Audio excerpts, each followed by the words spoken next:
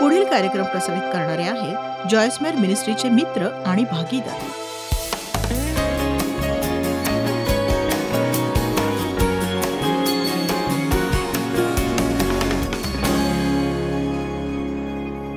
तर आज आपण पाहणार आहोत सुरक्षित असण्याविषयी, की कसं सुरक्षित असावं. वरवरचं सुरक्षित वाटणं नको, तर आतून सुरक्षित आणि तुमच्यातला आत्मविश्वास जागा व्हायला हवा. आणि म्हणून बघा, मी माझ्या इच्छा आणि भावनांच्या हिंदोळ्यांवर असायचे. खूप वर्ष मी हे शिकवत होते, पण खरं तर गेल्या काही वर्षांमध्येच मला याचं महत्त्व कळलं की लोक किती त्यांच्या भावनांवर अवलंबून असतात आणि हे शिकवणं आपले मार्गही पुष्कळसे भावनेवरच अवलंबून असतात.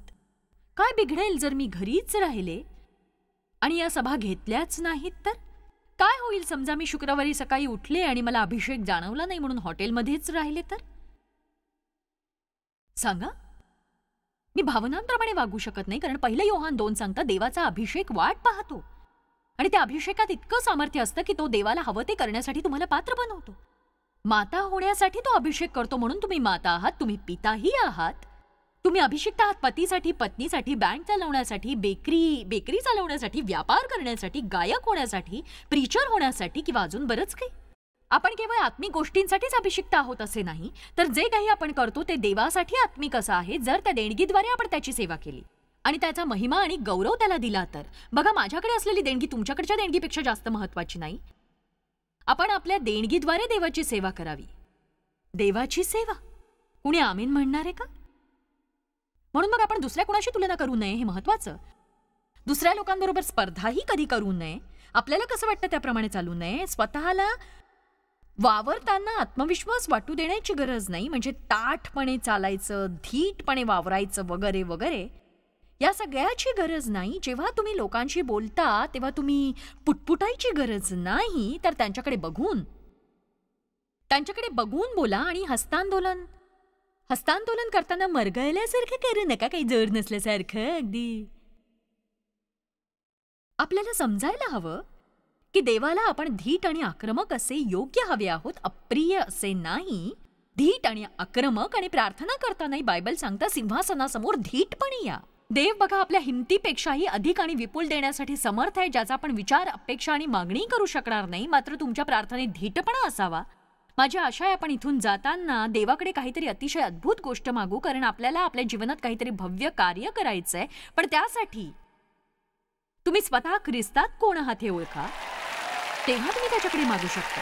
आज मला विश्वास आहे आपल्या समाजातले असुरक्षित लोक मारक ठरतात आणि बघा, इतर कशाही पेक्षा ख्रिस्तातील स्वतःची ओळख याचीच त्यांना जाणीव नसते आणि ते ओळख मिळवण्याचा प्रयत्न करतात त्यांच्या दिसण्यातून किंवा पोशाखातून, हुद्द्यावरून आणि त्यांच्या नावापुढे असलेल्या पदव्यांद्वारे.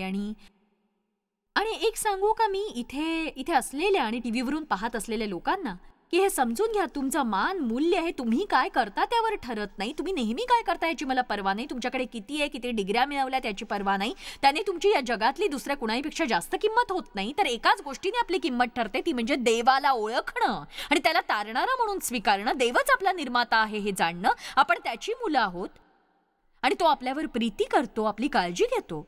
आणि म्हणून प्रत्येक व्यक्ती देवाला तितकीच मौल्यवान आहे, हे लक्षात घ्या. मी म्हटलं प्रत्येक व्यक्ती देवाला सारखीच मौल्यवान आहे. आणि जे टीव्ही पाहतायत, आज हा कार्यक्रम बघत आहेत, आणि जर तुम्हाला वाटत असेल की तुम्हाला काही मान नाही किंवा किंमत नाही, कुणालाही तुमची काळजी नाही, कुणी प्रीती करत नाही, तुमच्यावर उपस्थितीची जाणीव नाही, तर एक सांगू का मी तुम्हाला, मला सांगायचं आहे की थांबा तुम्ही, कारण देवाची तुमच्यासाठी एक खूप मोठी गुंतवणूक आहे. त्याने आपला पुत्र तुमच्यासाठी मरण्यासाठी पाठवला. तो तुमच्यावर प्रीती करतो, तुमच्या जीवनासाठी त्याच्याकडे चांगली योजना आहे, हे लक्षात घ्या तुम्ही.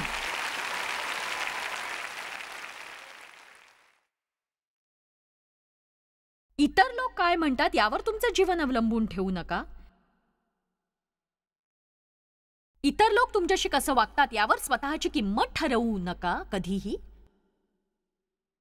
मला वाटतं जेव्हा पालक योग्य प्रकारे वागत नाहीत ते कठीण असतं, कारण आपल्या सगळ्यांनाच वाटतं आपल्या पालकांनी आपल्यावर प्रेम करावं, पण जगात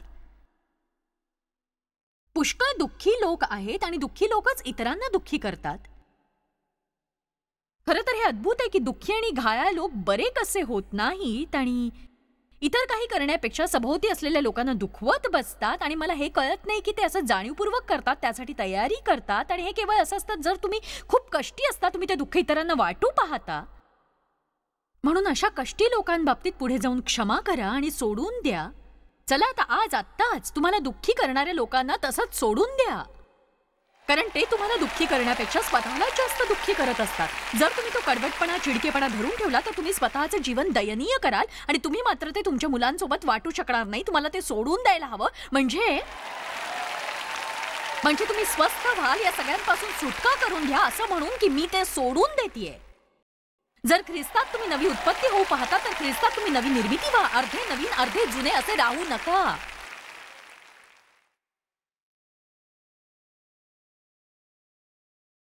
प्रौढ होताना मला सुरक्षित वाटत नाही, कधीच सुरक्षित वाटत नाही. पुढच्या क्षणी काय घडेल याची मला कल्पना नसते, मला काही सुरक्षा नसते. घरचं वातावरण खूप अस्थिर होतं. अनेकविध मूड, भावना, राग यांचा भरपूर वावर सदैव असायचा. म्हणून सुरक्षित आणि संरक्षित वाटणं हे माझ्यासाठी खूप गरजेचं होतं आणि मला वाटतं प्रत्येकालाच गरज आहे त्याची. मला वाटतं देवानेच आपल्याला सुरक्षित वाटावं असं उत्पन्न केलंय. आपली काळजी, सुरक्षितता, आत्मविश्वास, धीटपणा हे सगळं आपल्या आत्मिक DNA मध्येच असतं. शारीरिकदृष्ट्या भले ते अवरुद्ध झालं असेल, पण देवाने आपल्याला निर्माण केलंय ते घाबरण्यासाठी, काळजी करण्यासाठी, दोषीपणासाठी, असुरक्षिततेसाठी, आत्मविश्वासाच्या कमतरतेसाठी किंवा लाजाळूपणासाठी, भयभीतपणासाठी, यासाठी नक्कीच नाही. कारण माझं बायबल सांगतं आपण मस्तक आहोत, पुच्छ नव्हे, आपण वर आहोत, खाली नव्हे.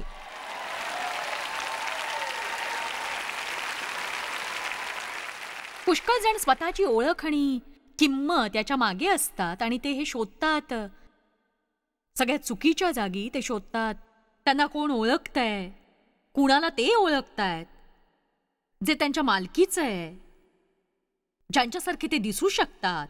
मला वाटतं आपण होईल तेवढे देवासारखे दिसण्याचा प्रयत्न करावा. देवाने जे काही दिलंय ते घेऊन त्यातून उत्तम ते करावं. आपण इतर कुणाशी तुलना करण्यात अर्थ नाही. कुणाशी त्या मासिकांच्या मुखपृष्ठावरून तुलना करू नका. त्यात असलेल्या 0 फिगरवरून सुद्धा ते एखाद्या मृगजळासारखं असतं. हो, त्यात काही अर्थ नसतो. आमेन. कधीही दुसऱ्या कुणाला असं म्हणू नका की मी तुमच्यासारखा दिसत असतो तर, तुमच्याकडे ते माझ्याकडे असतं तर, तुम्हाला वाटतं ते मला वाटलं असतं तर. कारण वास्तव असं आहे की तुम्ही असं करू नये, तुम्ही असं करता कामा नये. जे आहे ते आहे आणि ते तुमचं आहे. चला आता आज आपल्याला हे प्रगटीकरण व्हावं. जे आहे ते आहे आणि ते तुमचं आहे. स्वतःला कमी लेखणाऱ्या लोकांसोबत राहायला मला आवडत नाही आणि मला असेही लोक आवडत नाहीत जे म्हणत असतात एक सांगू, मला वाटतं मी असं असायला हवं होतं, मी तशी असते तर, मी खूप छान दिसते. पण एक सांगू का, हे केवळ सोडून द्या हे सगळं. यशया 54:17 तुझ्यावर चालण्याकरिता घडले ते कोणतेही हत्यार तुझवर चालणार नाही. तुझवर आरोप ठेवणाऱ्या सर्व जीवांना तू दोषी ठरवशील. पण हा भाग मला खरोखर खूप आवडतो. हे स्पष्टीकरण, नीतिमत्व, शांती आणि सुरक्षितता. बघा, सुरक्षितता आणि शत्रूंवरचा विजय परमेश्वराच्या सेवकाचे वतन आहे. परमेश्वराच्या सेवकाचे म्हणजे दुसऱ्या शब्दात सुरक्षित असणं या तुमच्या वतनाचा भाग आहे. तुमच्या संबंधाचा खानदानी अधिकार येशू ख्रिस्तासोबतचा. हे असं काही नाही जे तुम्ही कमवता किंवा तुमच्या ओळखणाऱ्यांकडनं मिळवता किंवा जे तुमच्या मालकीचं आहे. ही एक प्रकारे वतनदारी आहे, तुमच्या येशू ख्रिस्तासोबतच्या नात्याने मिळालेली वतनदारी. माझ्या काही मुलांना मिळाले तपकिरी डोळे. हा वारसा आहे, कारण माझे डोळे तपकिरी आहेत. बघा, काही गोष्टी या वारशाने येतात, आपल्या ख्रिस्तासोबतच्या नात्याद्वारे. आणि बायबल सांगता आपण त्याच्यासोबत सामायिक वारसदार आहोत आणि जे काही त्याच्याकडे ते आपल्यासाठी मोफत बक्षीस आहे. आपल्याला हे विश्वासाने प्राप्त होतं. आता जर मला तिथे असलेल्या कुणाला बायबल द्यायचं असेल तर मी म्हणेन, बघा मला तुम्हाला हे बायबल द्यायचंय. ते म्हणतील आमच्याकडे बायबल आहे, पण त्यांना माहिती आहे त्यांच्याकडे बायबल आहे ते, कारण ते बायबल पाहू शकतात. आता बघा, देवासोबतचे आमचे संबंध म्हणजे सगळं विश्वासाने मिळवायचंय. तो उद्देश असा देव आहे. आपल्याला ठाऊक आहे तो आपल्या अंतःकरणात आहे. आपण तसा विश्वास बाळगतो आपल्या मनात. देवाच्या अर्थव्यवस्थेत तुम्ही आधी विश्वास ठेवायला हवा दिसण्यापूर्वी. आणि जर तुम्ही विश्वास ठेवलात तर पर्यायाने ते तुमच्या जीवनात कार्यरत झालेलं पाहू शकाल. म्हणून हे विश्वास ठेवणं महत्वाचं आहे. तुम्ही सुरक्षित आहात, तुम्ही आत्मविश्वासू आहात, तुम्ही कबूल करा. आणि परत एकदा मोठ्याने बोलण्याबाबत मला तुमच्याशी बोलायचंय. आजही मी प्रार्थना करत असताना, देवाला माझा वेळ देत असताना मला वाटलं की देवाचा आत्मा मला सांगतोय की मला तुझा आवाज ऐकायचा आहे. मला विश्वास आहे आपल्या वाणीत सामर्थ्य आहे. म्हणून काही वचनं मी मोठ्याने बोलायला सुरुवात केली. आम्ही ख्रिस्तामध्ये देवाचं नीतिमत्व आहोत. देव माझ्यावर प्रीती करतो, मी त्याच्यामध्ये कोण यावर माझी किंमत ठरते आणि मी स्वतःला त्याची सतत आठवण करून देते. खास करून जेव्हा मला वाटतं की मी आता कशात तरी बुडतीये किंवा वाहवत जातीये. देवाला तुमचा आवाज ऐकू द्या, बोलत राहा. सैतानाला समजू द्या तुम्ही ख्रिस्तात कोण आहात ते. आमेन. किती जण स्वतःविषयी नकारात्मक बोलतात? इथून उतरून मला तुमच्याकडे यायला लावू नका. आता मी तुम्हाला काही सांगते. मी इथे बसते, अगदी तुमच्या डोक्यात या नकाराचा प्रकाश पडत नाही तोवर हे तुम्ही परत परत करावं असं काही नाहीये. तुमच्या स्वतःच्या तोंडाने स्वतःविषयी नकारात्मक असं काहीही बोलू नका. या सगळ्यामुळे तुम्ही सैतानाला मदत करत असता, त्याच्यासोबत करार करत असता. आणि जर कुणी दोघे एका गोष्टीविषयी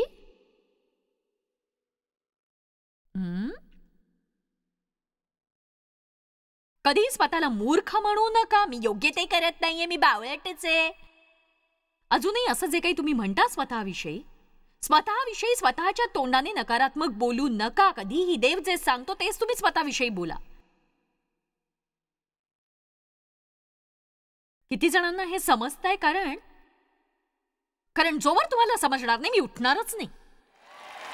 जोवर हे समजत नाही मी याच्या पुढेही जाणार नाही. माझी चूक झाली हे म्हणणं वेगळी गोष्ट आणि मी चूक आहे हे म्हणणं वेगळं आहे. तुम्ही काय करता आणि कोण आहात यातला फरक ओळखा. तुम्ही जे करता त्यातच तुमची ओळख नाहीये. विश्वास ठेवा. अगर नाही पण तुम्ही करता त्याहीपेक्षा महत्वाच्या गोष्टी आहेत. बघा, तुम्ही सुरक्षित असता. जरी तुम्हाला सुरक्षित वाटत नसलं तरीही तुम्ही आत्मविश्वासू राहू शकता. तुम्हाला आत्मविश्वासू वाटत नसेल तरी. आणि ज्या दिवशी तुम्हाला सगळ्यात कमी आत्मविश्वास वाटत असेल तेव्हाच तुम्ही मोठ्याने म्हणायला हवं की मी जशी आहे तशी ख्रिस्तात आत्मविश्वासू आहे मी. तुम्ही स्वतःविषयी जे ऐकता त्यावर जास्त विश्वास ठेवता इतर जण जे बोलतात त्यापेक्षा. हे ठाऊक आहे तुम्हाला? हे वैज्ञानिक सत्य आहे की इतर कुणीही तुमच्या बाबतीत जे बोलतं त्यापेक्षा तुम्ही स्वतःविषयी जे बोलता त्यावर विश्वास ठेवता. आपल्याला नेहमीच हवं असतं कुणीतरी दुसऱ्यांनी आपल्याला तयार करावं स्वतःविषयी चांगलं वाटण्यासाठी. पण सत्य हे तुमच्यात आणि देवात काहीतरी मिळायला हवंय. इतर कुणाला नेहमी तुम्हाला टेकू देऊ नका. बघा,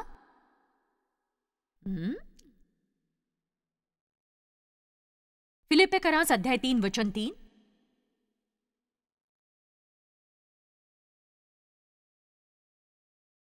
आभारी आहोत. फिलिप्पियरास 3:3.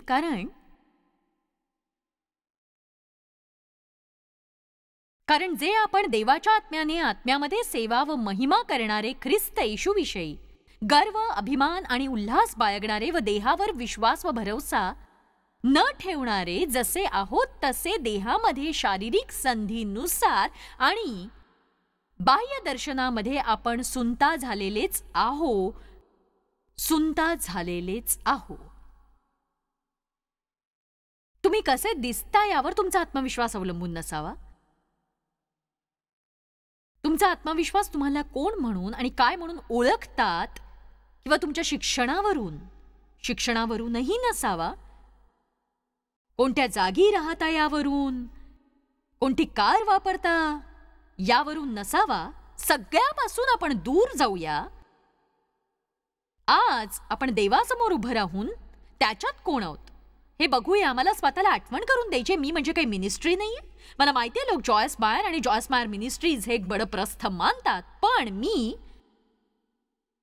मी त्या मिनिस्ट्रीपेक्षा अधिक आहे. आणि जरी मी हे करत नसते तरी देवासाठी मी महत्वाची अशी आहे जशी मी या क्षणी आहे.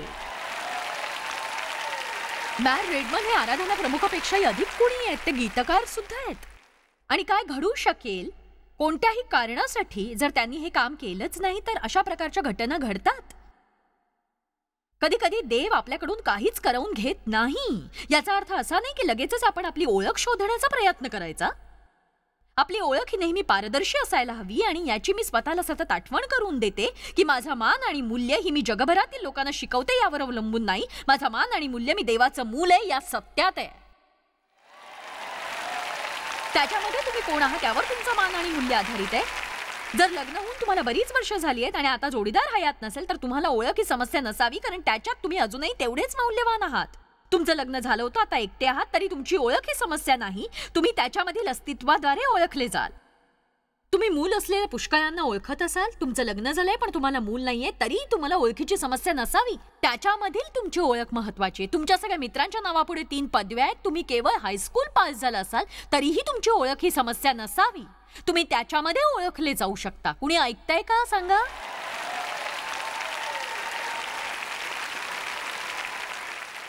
मला सतत वाटत असतं की आपण जे नाही आहोत त्याचंच भूत आपल्या मानगुटीवर कायम बसलेलं असतं. आणि मला हवंय की तुम्ही फक्त तुम्ही म्हणावं, हे भूत घेऊन मी घरी जाणार नाही. मी ख्रिस्तात कोण आहे हे मला माहिती आहे. एक गोष्ट लक्षात घ्या, जर येशूला केवळ तुमच्यासाठी मरण्याची गरज वाटत नव्हती तर त्याने ते केलं नसतं. केवळ तुमच्यासाठी विनाअट प्रीती आणि स्वीकृतीसाठी आपण तडफडलो असतो. विनाअट प्रीती आणि स्वीकृती आपल्याला सुरक्षितता देते. त्याशिवाय आपल्याला खरंच खूप समस्यांना तोंड द्यावं लागलं असतं. पण आपला जर विश्वास असेल की देव आपल्यावर प्रीती करतो, काही अटींवर किंवा काही गोष्टी आपल्याला कराव्या लागतात, तर मग मी सांगत असलेली सुरक्षितता आपल्याला मिळते. हे मला माहिती आहे की साधारणपणे आपण विचार करतो की मला माहिती आहे देव प्रीती करतो. हो, देव माझ्यावर प्रीती करतो. मी तुम्हाला सांगितलं नाही किती जणांना माहिती आहे देव तुमच्यावर प्रीती करतो हे. नेहमी जेव्हा मी लोकांसमोर उभी असते आणि रटाळ शिक्षण देत राहते देवाच्या प्रीती बाबतीत, शत्रू मला सांगतो लोकांना त्याची गरज नाहीये. कारण सत्य हे की जर आपल्याला ठाऊक असेल देव प्रीती करतो तर आपण किती वेगळे वागलो असतो आत्ता वागतो त्यापेक्षा. आपण स्पर्धा केली नसती, आपण तुलना केली नसती, आपल्या चुकांची आपल्याला इतकी भीती वाटली नसती, त्या स्वीकारायचीही आपल्याला भीती वाटली नसती. पण या बाबतीत आपल्याला समस्या आहे. देव काही विकाऊ गोष्ट नाहीये की चांगल्या कृत्याने आपण त्याची प्रीती विकत घेऊ.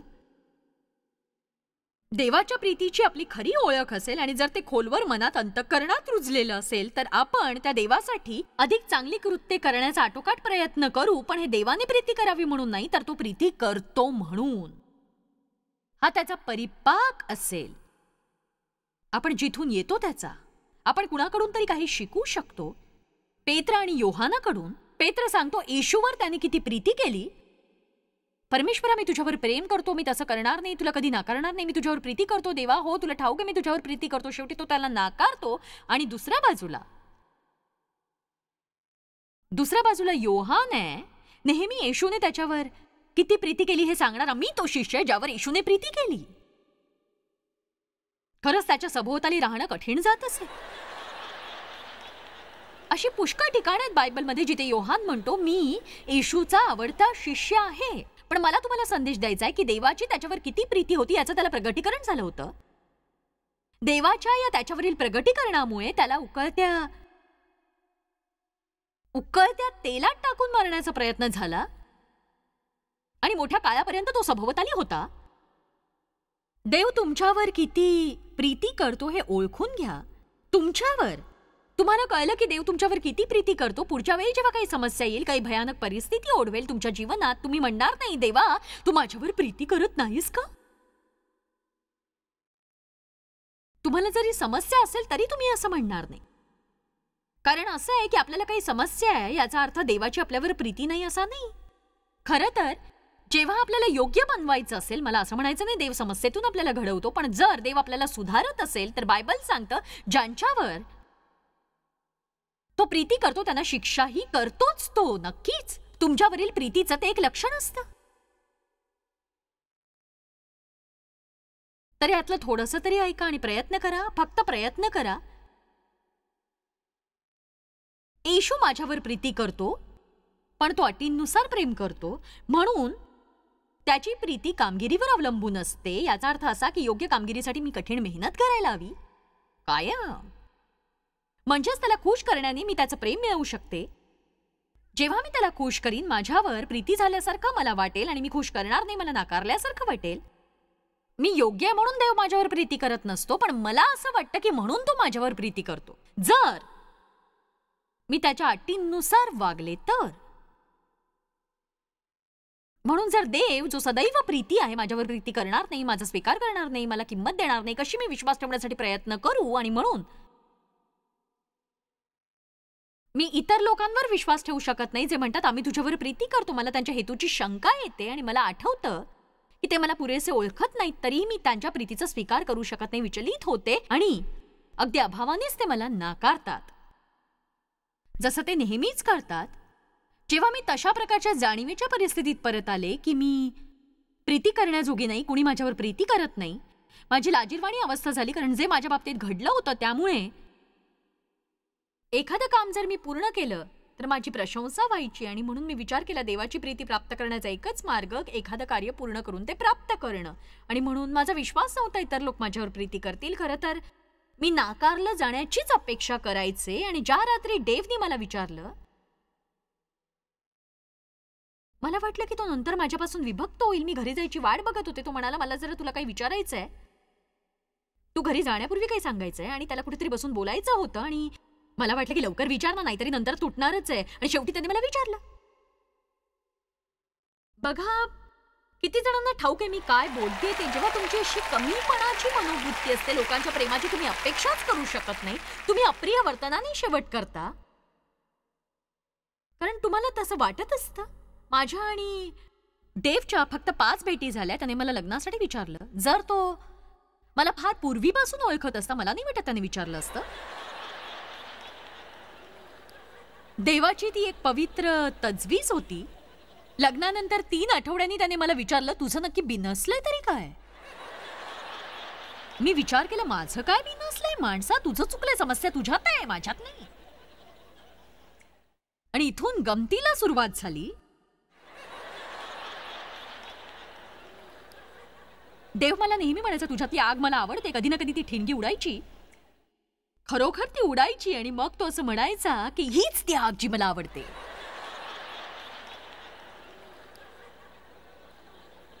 जर मला ठाऊक नसता देव विना अट प्रीती करतो तर मी जगातली परिमाण म्हणजे पैसा, प्रतिष्ठा, कपडे इत्यादींचा वापर केला असता माझी किंमत दाखवण्यासाठी.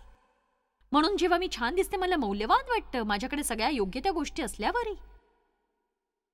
इतरांकडून प्रशंसा आणि शेरे हवे असतात स्वतःला सिद्ध करण्यासाठी आणि मी प्रेमळ आहे हे इतरांना दाखवण्यासाठी. म्हणून रोज असे ताजे लोकांचे शेरे हवे असतात मला दिवसभरासाठी आणि स्वतःला आनंदी ठेवण्यासाठी. कुणी ऐकतंय का माझं? सांगा मला. किती मेहनत घेऊन मी दिवसभर घर साफ केले, आत आल्यावर म्हणत सुद्धा नाही छान दिसतंय म्हणून. म्हणजे असं नाही की लोकांनी आपलं कौतुक करू नये, पण आपली किंमत आणि मान त्याच्यावर आधारलेला नसावा. त्यामुळे काय होतं आपण लोकांवर दबाव टाकतो आपले संबंध नेहमी तसेच असावेत म्हणून. आणि मला नाही वाटत की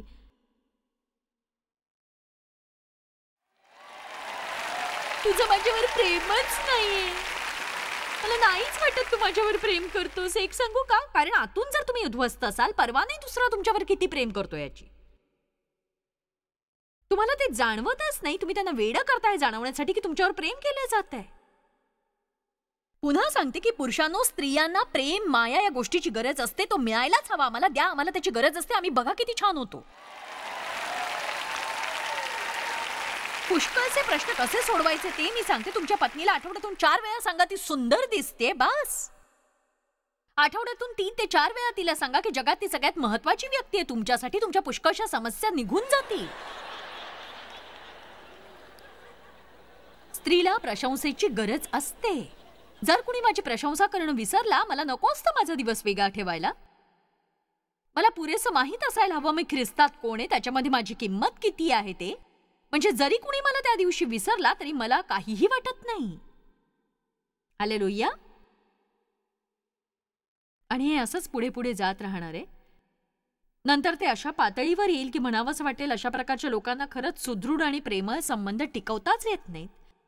कारण सगळ्यातून काय मिळतंय एक प्रकारचा स्वार्थीपणा आणि एखाद्याला फक्त त्यांच्या बाबतीत चांगलं वाटायला लावणं एवढंच असतं आणि म्हणून आपण इतरांना ते देऊ शकत नाही आणि तुम्ही तशा परिस्थितीत आनंदी राहू शकत नाही. कारण खरा आनंद तेव्हाच मिळतो जेव्हा ख्रिस्तात आपण कोण आहोत हे तुम्हाला समजतं आणि तुम्ही सगळ्या प्रकारच्या उद्देशांनुसार आणि कारणांसहित स्वतःला विसरून इतरांपर्यंत पोहोचण्यासाठी तुमचा दिवस व्यतीत करता, त्यांचं जीवन सुखी बनवण्यासाठी.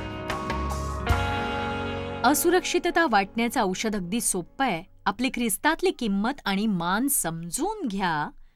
दिसण्याद्वारे किंवा आपण कसे वागतो एवढंच नाही किंवा स्वतःविषयी काय वाटतं या बाबतीत नाही, तर येशू ख्रिस्तातली किंमत आणि स्थान जाणून घेणं. तुम्ही देवावर विश्वास ठेवा.